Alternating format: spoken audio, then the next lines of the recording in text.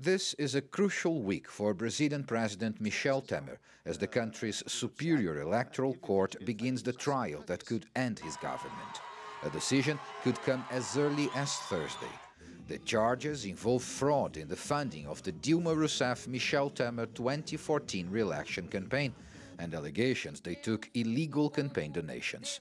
The 7 justices of the Electoral Court will vote based on a report by the leading judge.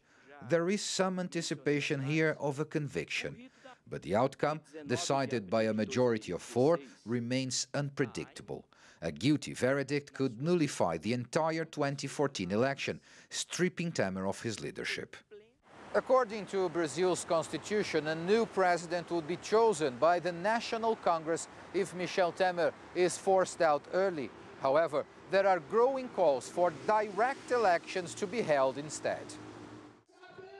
The demand comes mainly from the same left-wing groups that opposed the impeachment of Dilma Rousseff, but there is also increasing pressure coming from other sectors of society. The Workers' Party sees direct elections as a chance to return Luiz Inácio Lula da Silva to power.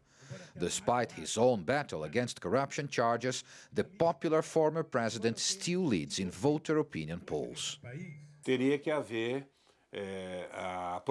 For direct elections to happen now, the National Congress would need to pass an amendment changing the Brazilian Constitution. I don't think this is viable now, and I believe respecting the Constitution is a pillar of democracy and the rule of law. Even if Temer clears this trial, he is still under investigation in the far-reaching car wash corruption probe and battling low approval ratings. Temer has to leave somehow. Best thing would be if he resigned, but he won't. He'll do all he can to stay in power through 2018. I think the less torturous path for Brazil would be Temer admitting he's not in conditions to govern anymore and resigning. If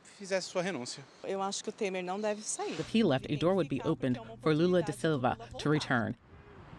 Brazil may be on the way to its second presidential crisis in a little over a year.